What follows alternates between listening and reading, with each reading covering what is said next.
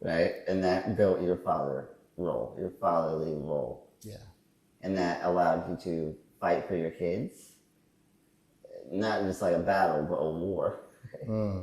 That lasted a very long time for you. It lasted for around, around 50, I want to say around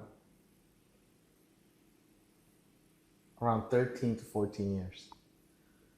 Yeah. And that's conviction.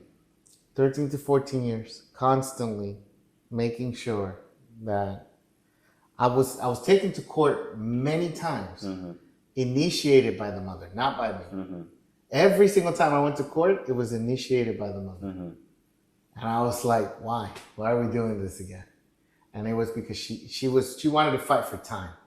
And the time, she wanted all the time with the kid.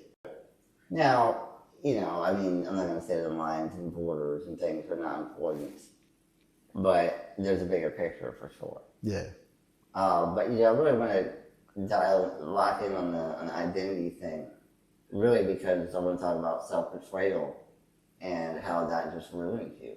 Yeah. Right?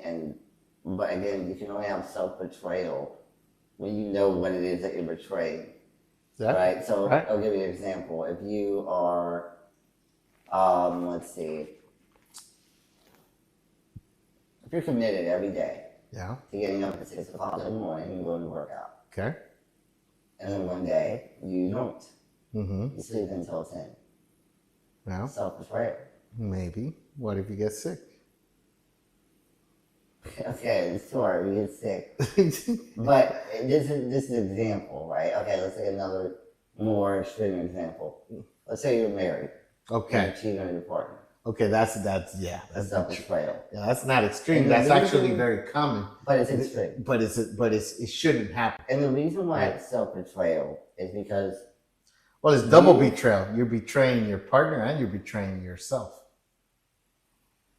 Yes, it is. But the self-betrayal part is you agree that, this is the truth, right? Like, I want to be with my partner for the rest of our lives. Yeah. One person. I do not believe in cheating or polygamy or whatever. And then you go and do the opposite. So you establish a value to your identity. And then you go cheat. You go against it. If you cheat and you don't hold that as a value, you're really not betraying yourself, right? A lot of the values. It sounds like you value your relationship with God very much. I do a lot. He's blessed me with unbelievable abundance, and he continues to do so even though I'm an idiot. And even though I mess up and do things that I shouldn't and betray myself and all the above, and he still continues to bless me. But I do notice that when I acknowledge that and redeem myself, right? Yeah. And recommit, it's just like, wow, that's something special. I think the Bible calls that grace, right? Yeah. It's the grace of God. Grace of God, mercy of God, grace of God. Right. God's the merciful God. He's the grace. He gives us grace. And because he knows our nature.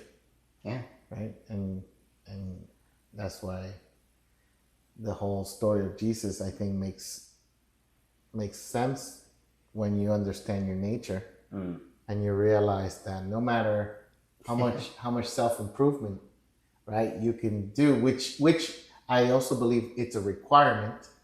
If you have to try to improve yourself and do as much as you can, but you have to also realize that never make it. that your absolute best version of yourself without God is not even close. It's not even close.